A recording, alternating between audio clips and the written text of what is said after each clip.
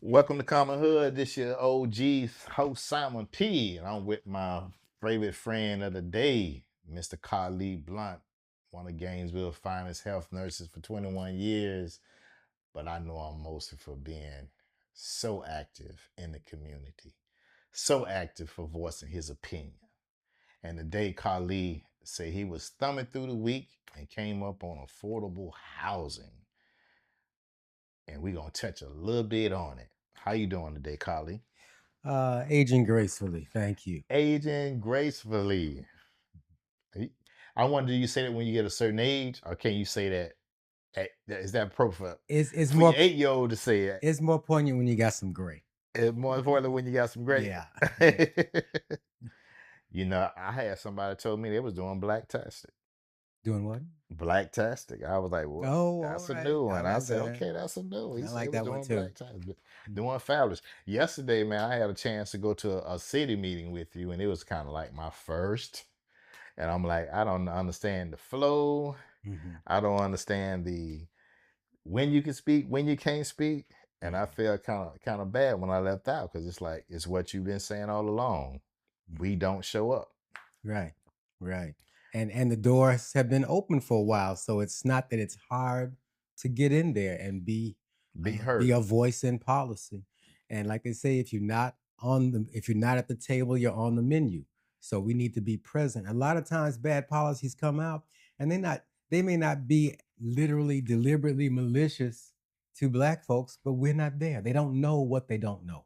They don't know what they don't know. Right. And as we were sitting waiting in to go into the meeting yesterday with the city, there was a business owner came there, and I was impressed how he said he loved the way the last time he heard you spoke, that you had spoken some things. And I said that would be Khalid, the one I know. I Mhm. know you more for being more active in the community than actually being a nurse. Right, right. I don't like to go to Well, thankfully you haven't been my yeah, patient. yeah. Thankfully, I Yeah. haven't been your patient. But we go into affordable housing, and this to jump it off. How was Black people living in the country from the beginning when it comes to affordable housing? Well, of course, when this country began, slavery was in place. So in the slave areas, the enslaved people were in their own little group of huts that they call slave quarters sometimes, and but not very far from the big mansion house. So there was some uh, uh, uh, nearness between whites and blacks, but black people were in the terrible little scraps of shed as Mm-hmm. compared to luxurious big house.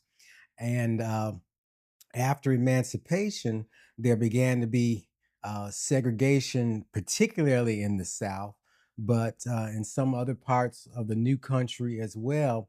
And it wasn't really amplified. That segregation didn't become nearly universal until the 1930s, when the establishment of public housing introduced segregation in some communities and Is reinforced this it in part others. is this part of the introduction of trying to establish affordable housing though? Well, that was supposed to be affordable housing, but the original intention of public housing was to be a temporary stopover for people to get back on their economic feet and go back out to the private market. But Mm. people in that situation today, as soon as they get a little improvement, a new certificate from some training, a new raise at work, immediately their assistance drops back.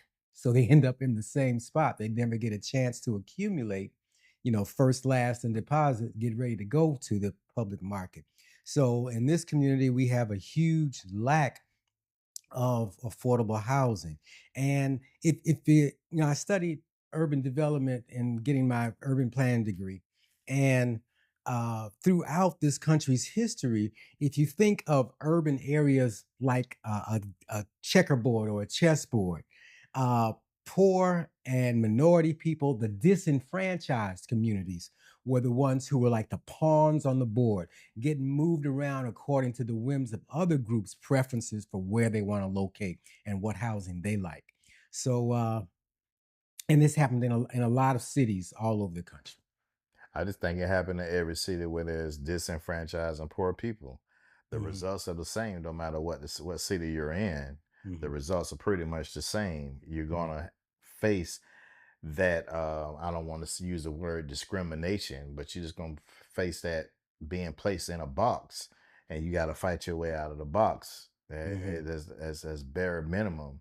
It's Mhm. just like a young girl. We look at the disenfranchised of single women having children, which is just okay to have a child, in my opinion. But what happens is that these young women are so young, and men, Mhm. that when they're 17 and 18, and the first job that they get, no assistance. And then the daycare alone takes away their first job that they was getting to try to support. Mhm. So is that an example of how they release too soon that make public housing a real problem? That is an example.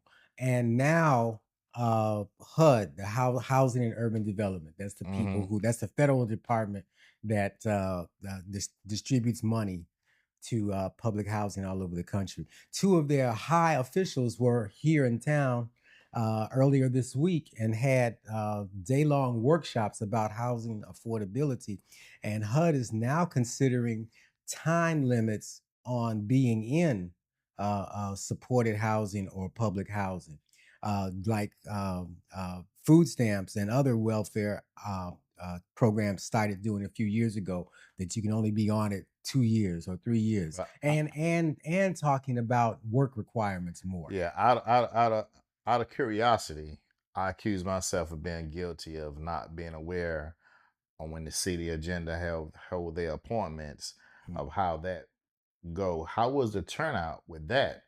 Because when you're talking about HUD, there's a lot of people that are subsidized that the government assists Mhm. to have a basic living, so to say. Mhm. Was the turnout to meet these people from HUD?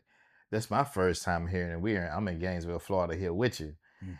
And how was the turnout for that when you have two important fishes to Oh, come? it was tremendous turnout. Hmm. The all the people in the room were ones who are dealing with homelessness, with anti-poverty, with housing assistance. So the room was full of all these people from like the housing authorities, Habitat for Humanity, St. Francis House, So which is about those to are the close. entities that was there, but the people that they serve, the representation when there are the people that actually No, use the this services. was not general public. This was a meeting. This was a kind of a call to Call to action. call to action meeting Okay. for people who work in these areas. So HUD was using their pull with all these groups to say, show up and listen to us.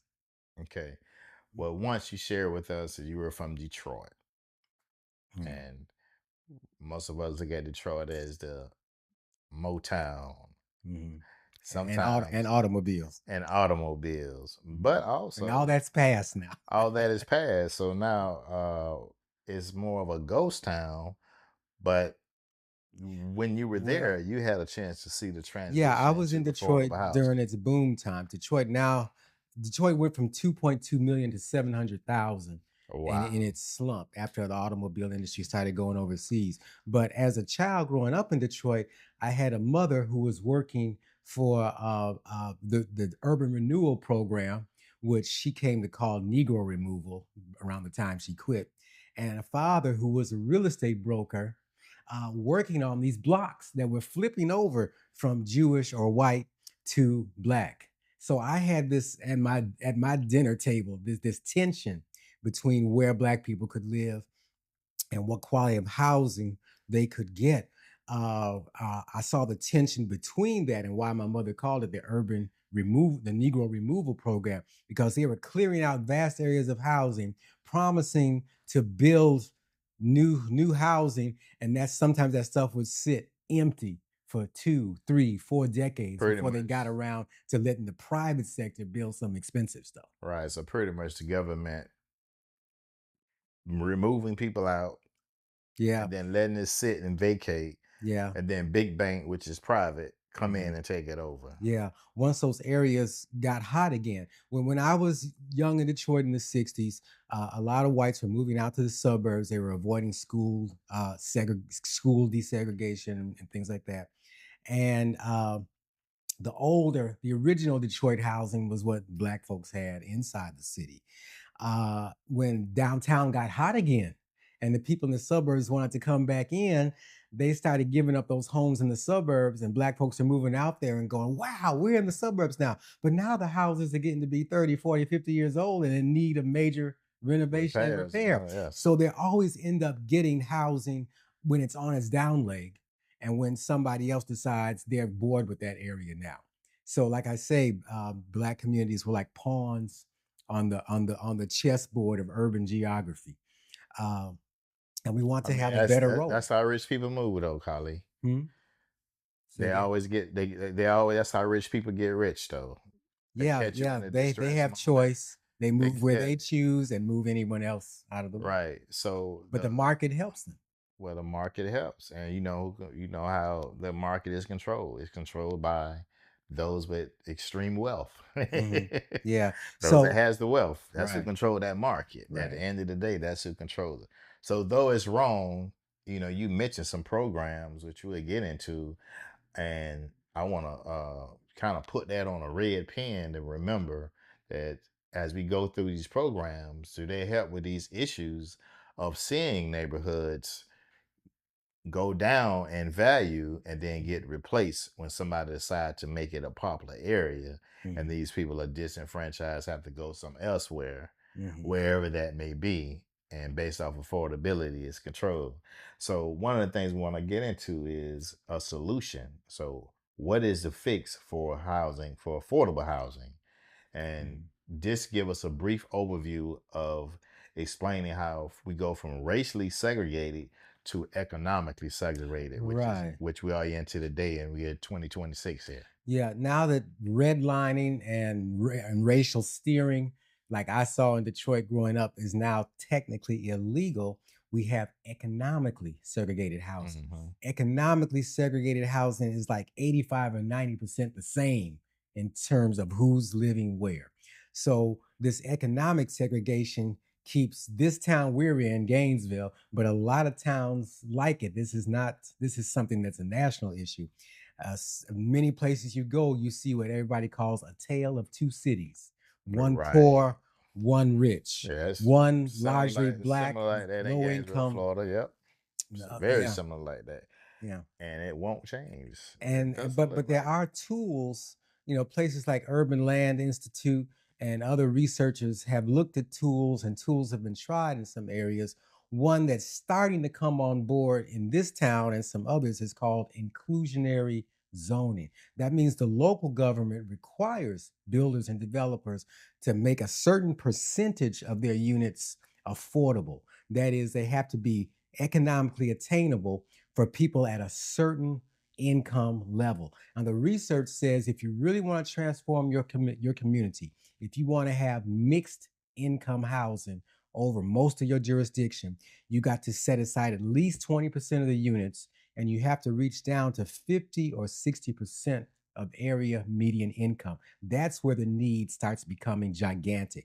What our city here has done is start a inclusionary zoning program that's rental only, no ownership component, and it says 10% of units have to be set aside and they have to be attainable for people at 80% of okay. AMI. Or Example, are you saying that here in Gainesville, I guess we have the huge university population, the University of Florida, which is Mhm, the top rated institution. And then we have Santa Fe Community College, mhm, which is another for the community college. They're probably number one. So mhm, it's more so looked at as a college town. mhm. So Absolutely. they've had an explosion of high rise apartments that took over the whole Fifth Avenue area, Yeah. which normally was predominantly Yeah. a black section of town. Which is right next campus. So Right mostly next to clustered campus. right around Right. campus, but even reaching over to Porter's neighborhood, a Right. mile or so from campus. So But black neighborhoods are particularly vulnerable to this takeover. right. So it's like what you explained before. They give it to you, and 30 years later, it becomes kind of not so new looking. People can't afford the upkeep, and Hmm. then they change the zone, change the market analysis of things, and all of a sudden it gets taken over. Hmm. So I think one of the solutions may be that when they assign these only 10% of the affordable housing to be given to build a high rise, Mhm. maybe they could possibly put a change in it to say that you can rent to own if your credit is bad. Mhm. Because normally, how do people get in debt? It's simple. Your income is not high enough to cover. Yeah.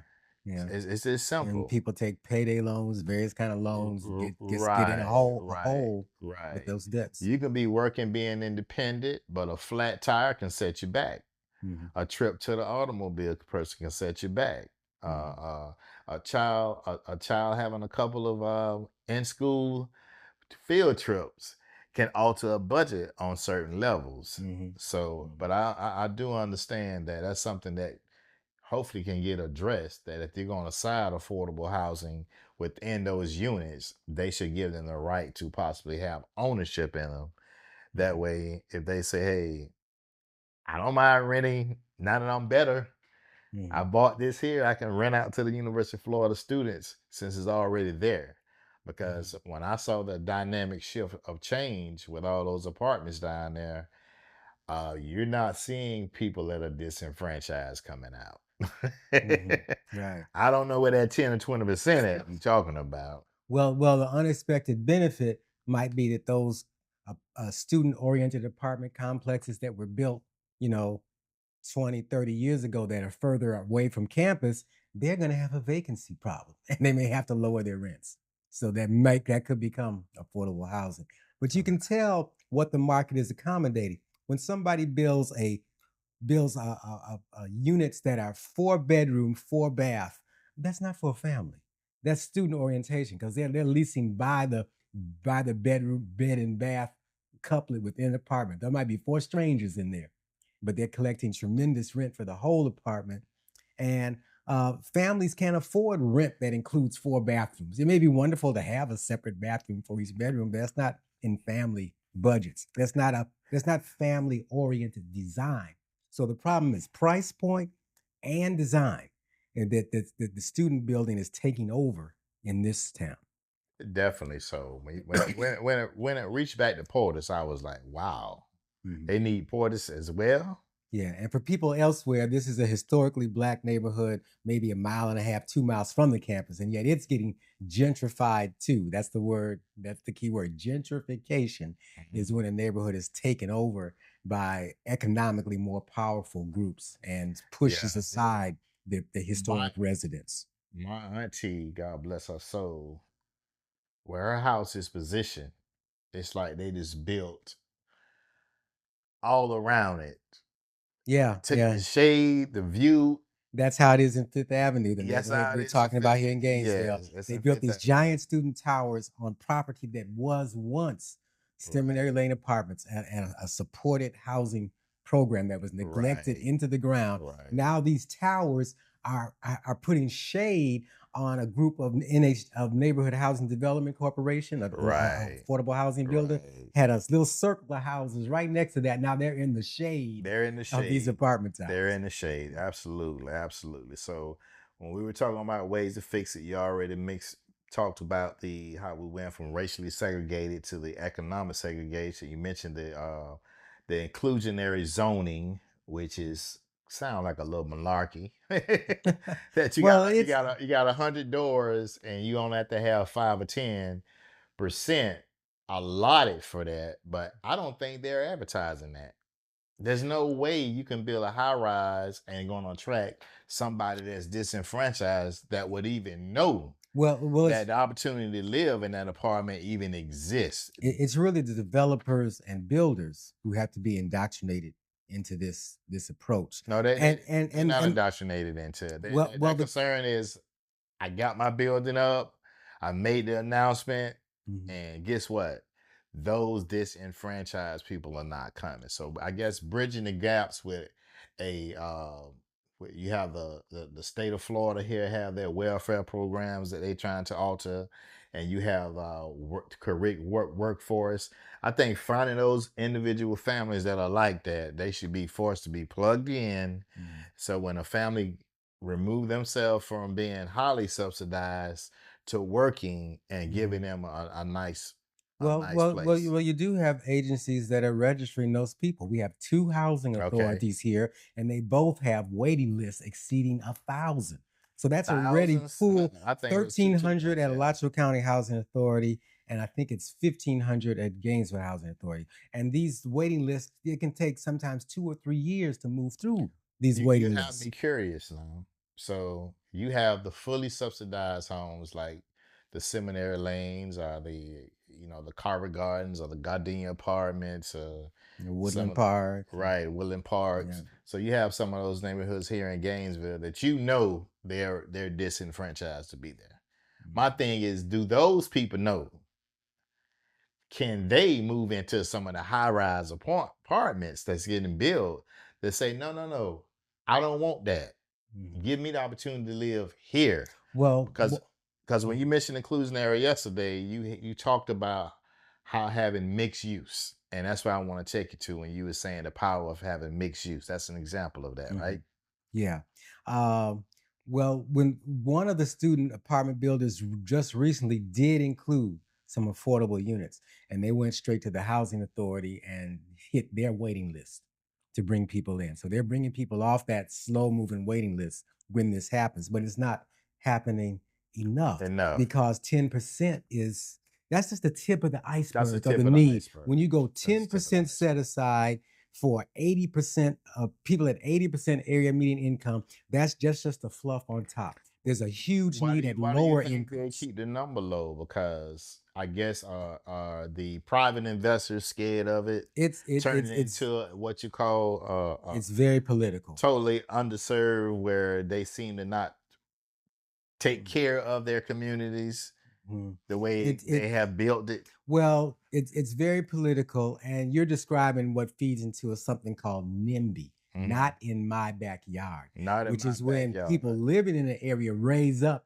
and organize against housing that they think is inferior, or people they think are inferior to who they already have in their neighborhood. Well, that's what most of those sky rises are for, that they're taking advantage of this government program to help get it built.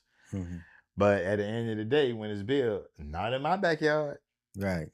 That's why it was so bad for the local housing authority to give up that land where Seminary Lane Apartments stood, because it will be so hard to get such a choice spot again, because those people were near all the amenities, higher education, grade schools, healthcare, employment, so much mass transportation, so much was available to them nearby. And that's important when you're building housing for people who are economically stressed. But now they gave that up for a certain amount of money. Land speculation is not what housing authorities are supposed to do. They're supposed to provide affordable housing. So if it came down to giving that land to the other affordable housing builders, they should have done that, anything to get that affordable housing reestablished. Even if they didn't get big money out of it, it would have been accomplishing the mission, and that's worth the money. But mistakes were made when it came to that. Mistakes were made a long ways back when that housing first went down the chain of custody that the law required was broken. But that's a whole nother show. I don't want to go into that right now. What I'm concerned about is how can we get affordable housing? And our local governments are vulnerable to political handling. They're vulnerable to those developers who write big campaign checks. And that's part of why the initial run at inclusionary zoning is so weak. And city officials will tell me, well, just be glad we did something. At least we did something.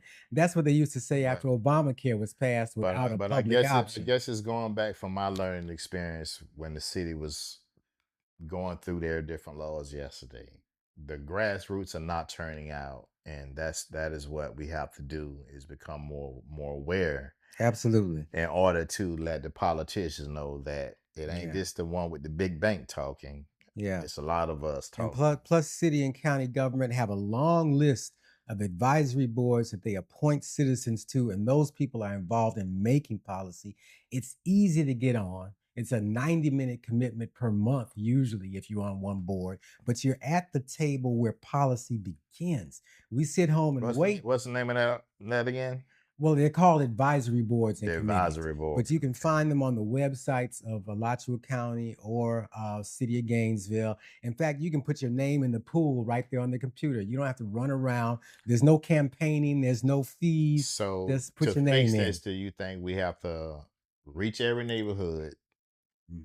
especially in the underserved? Somebody have to pop up as a leader and get a group of people in every neighborhood to try to be aware to make sure everybody else Yeah, and can get get that the name. information. I wish Yes. that every time the city commission or county commission goes to appoint somebody to a board, that pool is overflowing with folks from East Gainesville and East County. So we're more likely to get a Better we're result. not supposed to say this word, but more diverse Right. group of people on those committees. I got it. I got it. I got it. I got it. So we out of curiosity, what are some of the top committees you would recommend? The ones that affect housing, well, I'll tell you the ones I'm on. I'm on the board of Alachua County Housing Authority. Okay. I'm on the county's Housing Finance Authority, on the county's Affordable Housing Advisory Committee, and I'm on a thing called the Equity Committee. It's probably going to go away because of the state's attacks.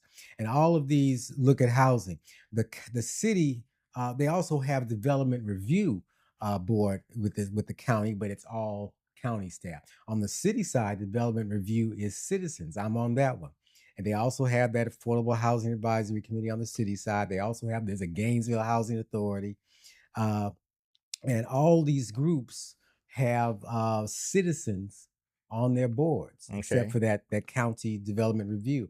And just doing that one pager on the government's website can put your name in the pool. They'll let you know when they're appointing and what the meeting schedule. You can see the meeting schedule and who's the staff that supports when you look at the list of boards online. There's all kind of topics, and you don't have to have a degree or be an expert in something. Just a citizen who's interested and has some But now opinion I about see that area. why the importance of journalism is coming back to the forefront with this. Yeah, you got to have an When informed an citizenry if you're going to informed, have yeah. self-governance. So it's like if someone was informed to be able to gather what it was Mhm. that all these boards provide, and Mhm. then get this information packaged by journalism to break it down to our grassroots people and get that message out either through the churches or Mhm.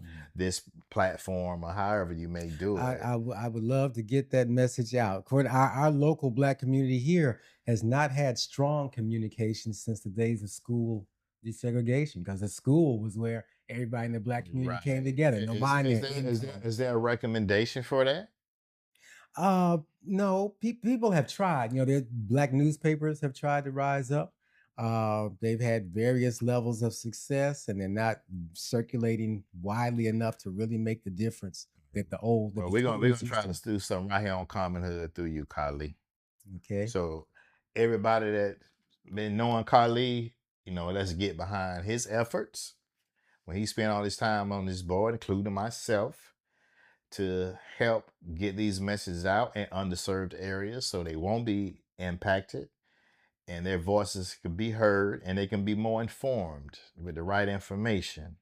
So if you have any concern about affordable housing, hopefully, not hopefully, I know for a fact that if the right energy get behind Khalid, your message would get heard because he would be there to represent. I've been knowing him, I don't know how many years, but I've always known him to be one of concern of anyone disenfranchised. And he's a man of many talents. I ain't gonna ask you to hit a verse right quick, like, but we'll leave that alone. Kali is a singer. I'm gonna have to get you with my friend. I'll invite you to the next Jazz He Bandits does. gig. No, the guy who helped us with the show here, Caleb. Plays the guitar a little bit. Oh, I got to okay. get y'all. I got to get him to bring Well, in some music and y'all do a little. we're we're we're we're a band in a town where people are always leaving, so we're always Yeah, looking ex- for ex- more ex- for new players. exactly. Now you mentioned community land trust. Give us a highlight on how that may benefit. Community Land Trust is where a nonprofit organization or the local government acquires land, and it can be through various means, but they let that land out for affordable housing, but retain ownership of the land. That takes the price of land off the cost of building a unit. So that helps with affordability. Now, the people who are assisted that way uh, don't don't get to have their investment appreciate as much as somebody who buys house and land, but they do get some equity increase when they sell the house. So the house is on land that is not owned by the homeowner. It's a partnership. It's a public-private partnership Okay. where the public continues to own the land and make sure that the units on that land continue to be affordable. So it does limit the buildup of equity for that owner. It doesn't cut it off, but it limits it. But it enables people to get out of bad housing situations or lack of housing and into a unit. You know, in fairness to the people that can't afford to build the houses, one of the things when they're dealing with a disenfranchised, that it's always kind of relate to, I guess, a cherry pick. So Mhm. if you had to cherry pick, you want to say, okay, I got this person that's working full time and trying. Mhm. Whereas, a f- uh, it's like when you mentioned HUD was here in town. Mhm. Do you think that a basic requirement of work is a bad thing? It's not a bad thing if, number one, there's training available.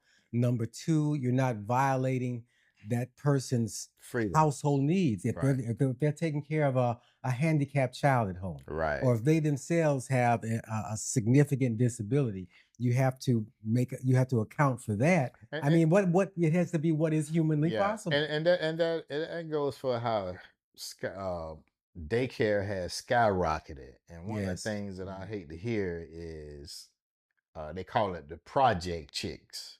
Mhm. And when you're 18 and 19 and 20-year old and you have a child, and it's okay to be home to if childcare is exceeding you going to work at Burger King for your first job, Mhm. you can't blame the person for saying, I'd rather just stay home and just get the system. Mhm. So they need some And better they're doing better guidelines and parenting measurements. in Yes. the meantime. I can remember in school, they used to have sex education classes. Mhm, They used to have consumer mathematics. They teach you mhm, how to go in the store and mhm, giving math examples on how to calculate. They've wiped mhm. all of those things out. So Yeah, that support yeah. system is far from being there. So the community land trust, your mixed housing, And there's the state has a program called SHIP right? that can help with down payment assistance. We And have just programs like Habitat, ship just to make everybody remember. I think it's state State housing Housing initiatives Initiative partnership Partnership. program. Right. Okay, and that program pretty much provides funds, at least in the state of Florida, Mhm. to at least. I think we have 67 counties, but I think they really serve like maybe 55. I don't know. I think they serve all of them to help preserve the low affordable housing. Yeah, SHIP exists in Yeah. most states. Right. And you mentioned the down payment assistance program, And then we have affordable home builders like the Habitat for Habitat for Humanity, Humanity and Neighborhood Housing Development Corporation which is the (NHDC). NHDC. So these mechanisms are ways to help that housing be affordable, keep the building costs low, provide assistance for people to get in, and follow those people along the way. We find ways to offer them a ladder up economically. Whether it's job training, the community colleges can come in on that. So it's a lot of ways They to help those people. those programs got a hell of a lot of damn work to do, Khalid, because right now it's more like look like everybody's coming to rental nation. So Mhm. a young adult in their 20s now, with the average home price of a decent home being 300,000, 400,000. Mhm. This we're in 2026. Yeah, so you have people hanging on in their So parents' house till the 30s and 40s right. because of So this. if you had a house for 185,000 and maybe got a credit, maybe have an interest rate of maybe 2.5 or 3%, that's Mhm. about $1,000. Yeah. And prices have but skyrocketed. it has I skyrocketed. bought my house in 1988 for $39,000. I get blind offers today for $240,000, $250,000. Blind offers, just in the mail or by email. They Yeah. contact me. Yeah, you're in a good location over there too. Mhm. And they say as is. Yeah, it's as is. Mhm. This always gonna double up. Well, that's what we're finding. So many families It's are double up. doubling up, tripling up, and that's a category of homelessness that's hard to count because they're not out on the sidewalk. But they may be eventually, or in their car in the parking lot behind Walmart. And we need to stop having people have to live like that. Yeah, we do. And that's what I like to end it with. The UN.org, they have a program, it's 17 different units. I'm not going to cover those today, but I just want to read what sustainable development is. It's a holistic approach to growth that meets current needs without compromising future generations, balancing economic, social, and environmental sustainability. It aims to end poverty, protect the planet, and ensure peace. Mm-hmm. Ending poverty is the key. After World War II, there should have been a Marshall Plan for the planet, not just for a few chosen countries. Well, I wonder how much is the UN. You know, I'm kind of like, not to challenge nobody's religious views, but I know for a fact for me that I think God gave it all. Now, and giving it all, I don't know what us humans decided who's going to get what. Yeah. And but also provided humans free will, and they are free to misuse it. Right. Yeah. So there's a lot of misuse of it, of the free will, that's causing these problems that we're talking about today. Yeah. So and as long as you determine to have neighborhoods of concentrated McMansions, you guarantee there'll also be neighborhoods of concentrated. And that goes back to one of the solutions of the problems, that try to have some mixed income housing. Right. Well, thank you so much again, Khalid, for coming through. You're welcome. This is Common Hood. We hope you enjoyed the message today on affordable housing. Please hit that like, subscribe, and share. Okay. Go ahead. And the other message, look at your local government website for boards you think you should say something about. Put your name in. Let's find a way. Send it in your comments if you can. Let's get this grassroots movement going through Carly. It's a heavy burden. Help me carry it. Hey, we got to help carry it. I'm glad you say that. I got to help. You got to help. Everybody got to help. And maybe we can help the UN and the government solve the problems. All right. This is Simon P. I'm out.